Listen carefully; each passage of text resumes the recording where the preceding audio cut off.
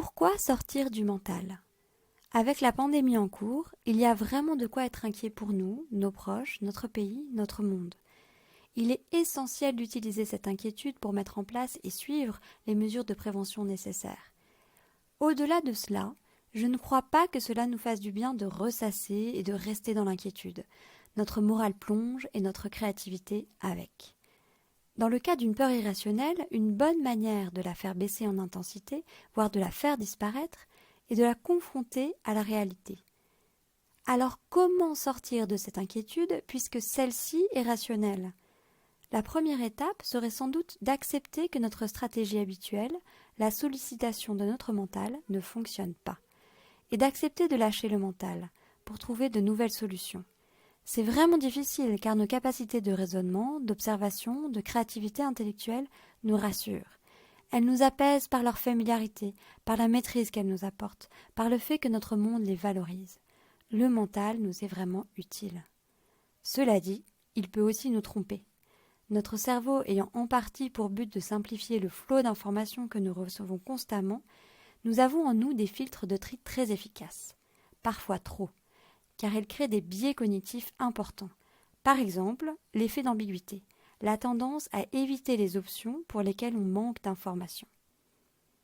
Et comment sortir du mental? J'utilise personnellement et avec mes clients plusieurs méthodes pour nous connecter à notre monde intérieur. Par exemple, nommer l'émotion, la respiration au carré, se concentrer sur le lieu de notre cœur physique, regarder le sol, le plafond, les murs en même temps, c'est-à-dire dézoomer notre vision, la cohérence cardiaque, la méditation et le scan corporel. Si nous n'avons plus accès au mental, que nous reste-t-il?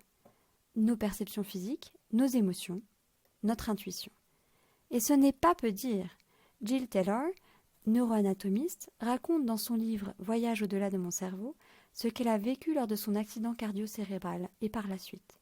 Elle y décrit un monde incroyable qu'elle appelle La La Land, lorsqu'elle a été privée de l'accès à son cerveau gauche, siège de notre raisonnement. Dans La La Land, elle est totalement dans le présent, en lien avec l'univers, en paix. Et nous pouvons créer La La Land en nous pour accéder à nos perceptions physiques, nos émotions, notre intuition. Nous pouvons créer un espace en nous qui les accueille et qui nous permet de nous familiariser avec elles.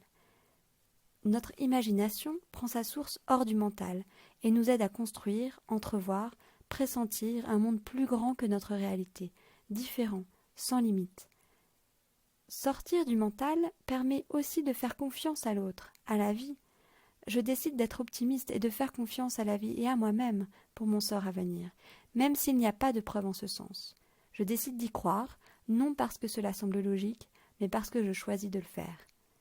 Après avoir fait un voyage dans notre monde intérieur, nous pouvons revenir à notre quotidien, notre mental, avec un regard neuf. Et nous verrons peut-être une solution nouvelle, incongrue, surprenante et innovante. Et vous, comment accédez-vous à votre La La Land ?